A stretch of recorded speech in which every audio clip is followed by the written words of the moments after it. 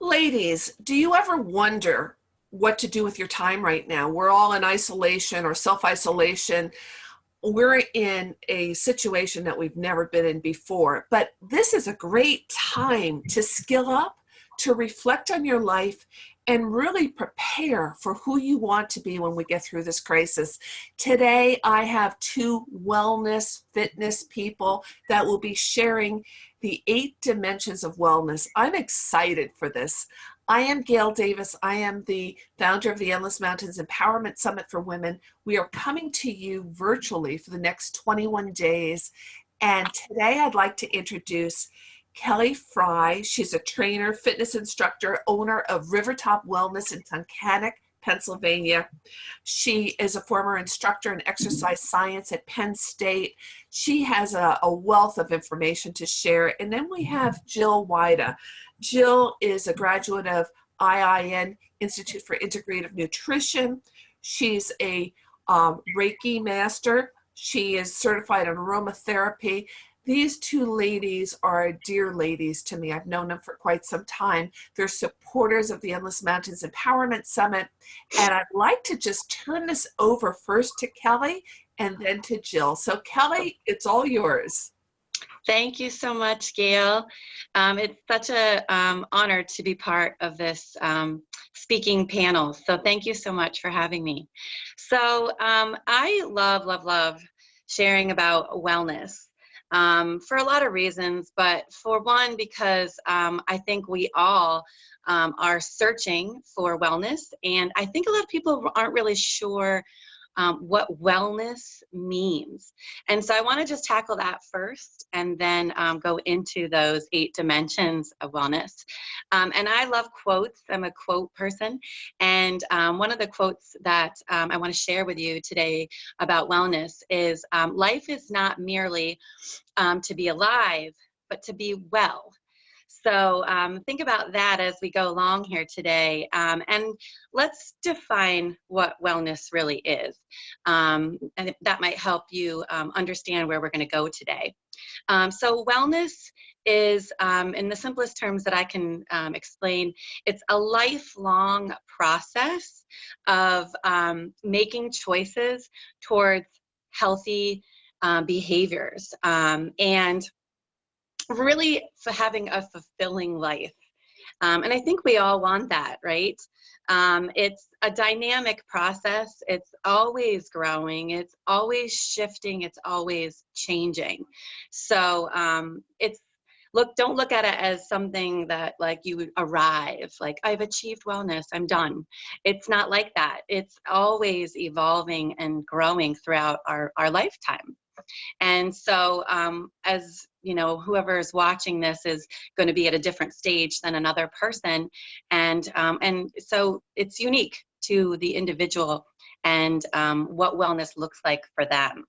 So I think that's really important to understand, that you can't compare to anybody else's life and you know what they're doing and where their wellness is. You really can only just assess your own and tackle that, and where you can evolve, where you want to see your life go. There's a couple characteristics that are important to understand as you're you know, looking at wellness and wanting to see some evolution. And so it's not just about preventative behaviors.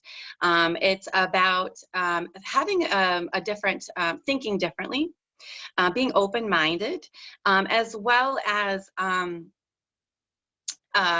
the word I was looking for? Oh, attitude, mindset, right? Being empowered, which is what this whole you know, group is all about, this 21 days of empowerment for us women. And so that's a big part of this, is being empowered, having a good positive attitude, being optimistic, being confident that you can be successful with making change. It is hard. It's going to be challenging, but you can do it. And the other thing would be just having energy and passion. And that's really where I have so much passion for this, because I love seeing other people grow in these areas that we're going to look at. I love seeing people just flourish and turn their lives around for the good. And so, with everything we're going through and struggling with right now, and this just really weird period of being sort of, quarantined to our homes for the most part, we're thinking a lot. So I hope this gets you thinking and, looking at these areas. I don't want you to look at them and say like, oh my gosh, I'm such a mess. Like, don't look at it as and get frustrated by any of these areas. If you feel like you need a lot of work, just sort of assess and give yourself credit in each of these. So write them down as we go through them and give yourself credit. Like, yeah, I do that and I do that, but I could do this better and I could start here. So really give yourself, some positives and acknowledge where you are working on wellness, but then where you also would like to see yourself go and make some change and improvements. It's really about lifestyle choices, working on making better lifestyle choices, and taking self-responsibility. And I think Jill's going to look more at that towards the end. But it's living your best life, right? Living your best life, not mine, not Gail's or Jill's, but living your best life. And so I want you to take a look at what that might look like for you today as we go through these dimensions, okay? The first dimension that I want to look at is physical wellness. Okay, physical wellness, and that is the functional operation of the body.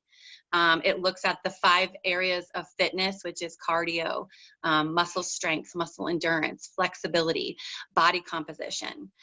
So working on those 5 areas, not necessarily every day, but balancing them. Balance is key, by the way, with these components, because you don't want to be too strong in one versus the other, and they're very much interconnected. And when you're working on physical, you're also working on the other ones.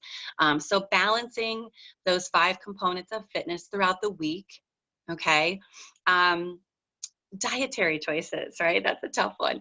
Dietary choices, and thinking of behaviors that affect your physical health. So, how much you drink, how much you sleep. Do you get your medical checkups? Do you do self-exams that you could be doing? So those would be areas. Do you take care of yourself when you're not feeling well? Do you take good care of yourself all year long? Are you making choices to support your physical health? Are you managing your body weight? So those are some areas where you can think about where you're good and where you're doing a good job and where you're strong, but where should you start to make a shift? Where is there something you could start doing in that area? Maybe right now you could just start getting out and taking those walks if you haven't yet. Or maybe you could work on balancing your diet a little bit better every day, or going to bed and getting up at the same time. So good for your body and your the rhythm of your body.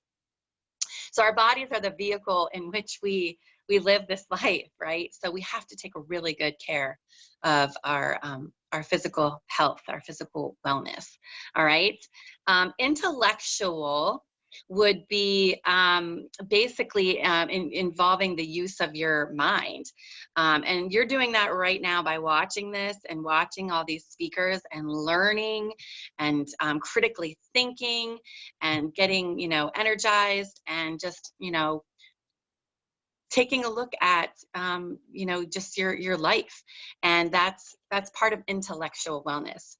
Reading, like I said, going to conferences and workshops and continuing to learn, whether it be in your field or something totally different. Being curious, okay, about different things, stimulating the mind. Writing, if you like to write, writing about things as well. Keeping up on current events, which I'm kind of actually avoiding that a little bit because it's kind of sad. And so, but in general, I think you understand intellectual wellness, just stimulating the mind. And so like podcasts, right? podcasts are really popular now. So finding a good podcast every day that gets you going, that fires you up. So those are the first two dimensions. Jill, do you want to take over the next two? Yes, thank you. Emotional dimension is my favorite. Laugh, enjoy life, adjust to change. And how huge is that right now? Adjusting to change. I had a big eye opener last night because I have a senior in college, and she's been crying that her senior year is ruined and everything. And last night she sat in the chair in the kitchen when I was cooking dinner, and she said, "This has been the best week. We walk every day. She helped me with my Zoom. She's helped me do a PowerPoint. She's helping me do all this stuff." And it was like, she's finally quit crying the blues over college, and she's enjoying it. It's like, yes, enjoy the moment. You're going to get a job and you're going to leave, and just enjoy it instead of crying over it. And it was like, I just was like, thank God. I love it. So we have to learn how to cope with stress and maintain relationships. And I love now that we have Zoom and all this, because it's so important now that we're all isolated to still maintain relationships. Call your neighbors and see if they need help, or if there's anything you can do for them. Because no matter how bad you think you have it, somebody always has it worse. And my biggest thing was, by trying to help my family, I had my biggest growth in life.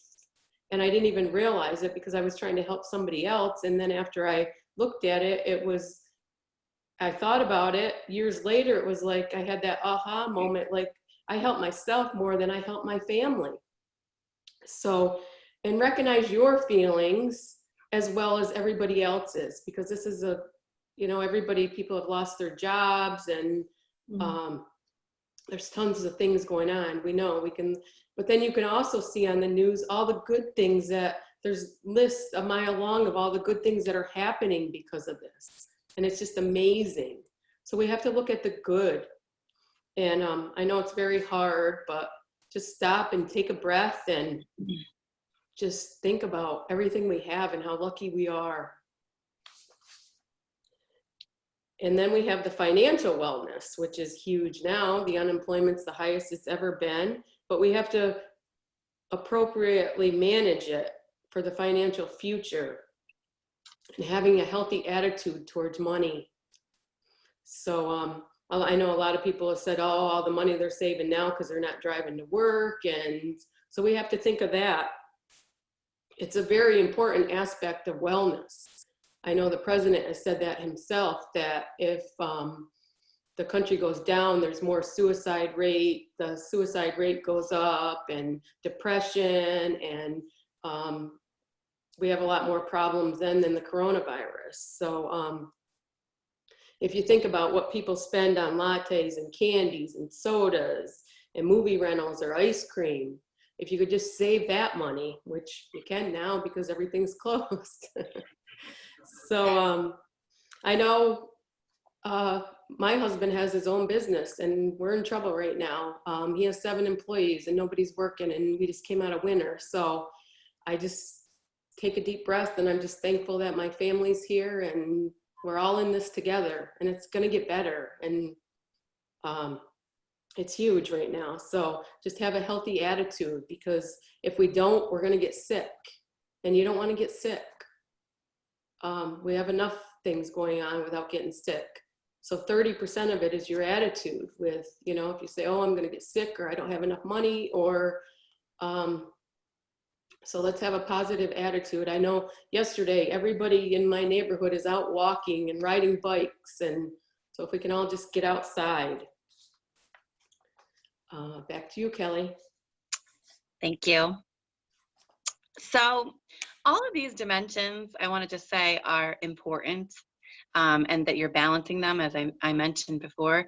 But I feel like all of us have a dimension that is a little bit more important to us. And this dimension is the most important to me. And that's spiritual wellness. Spiritual wellness is really the personal search for meaning and purpose in life.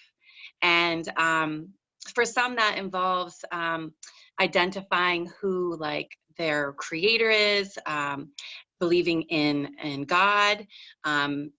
It could be a religion, but it doesn't have to be. So it's having, you know, that spiritual practice that works for you and how you support that area. And there's so many characteristics that go into spiritual wellness.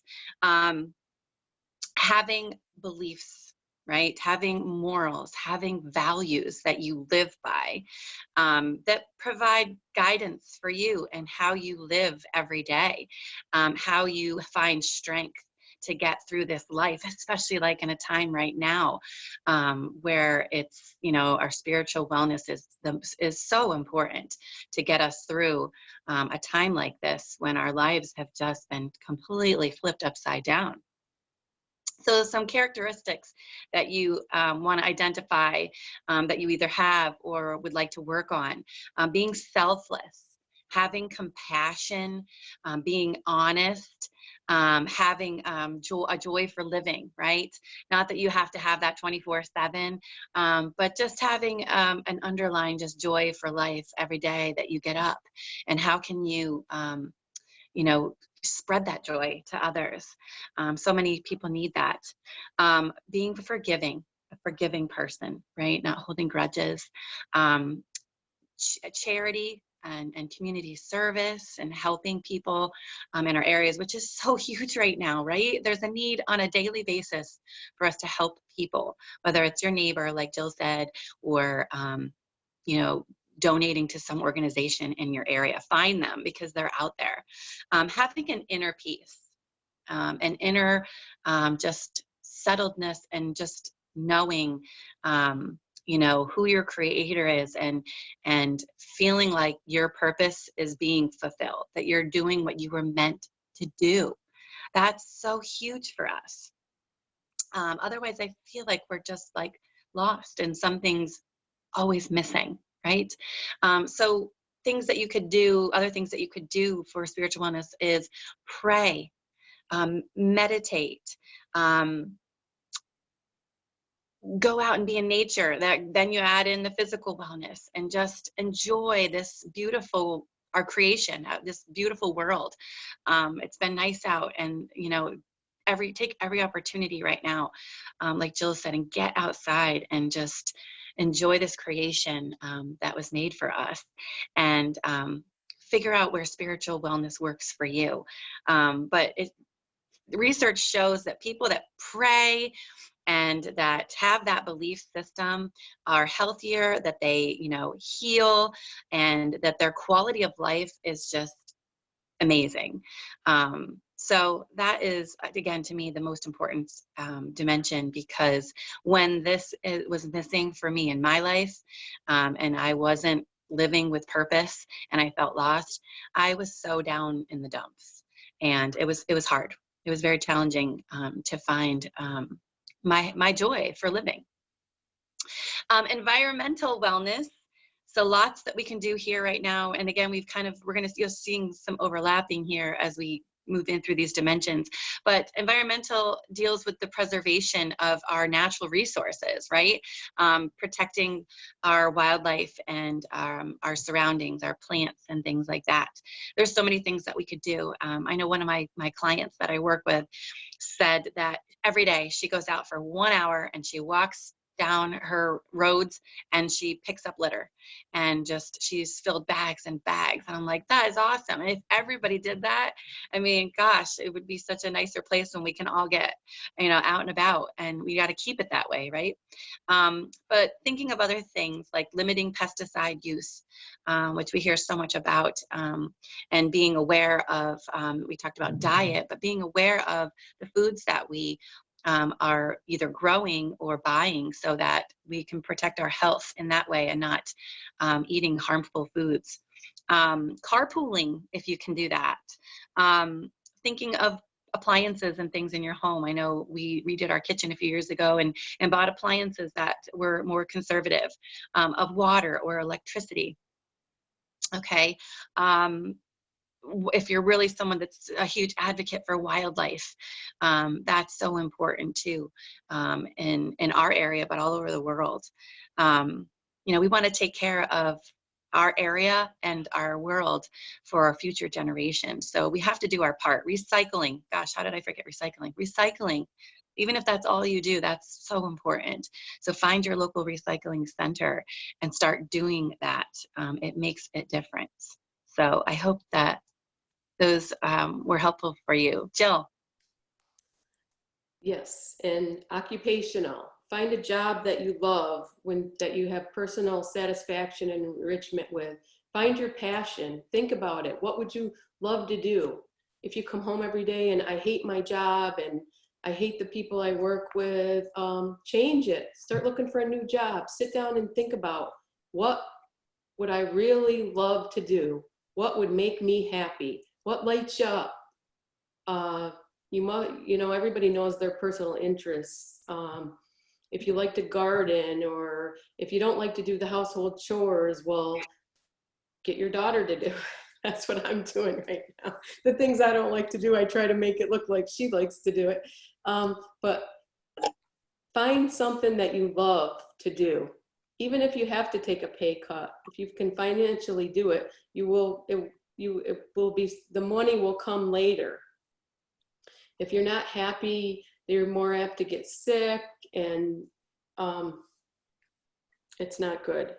Find a job that you love.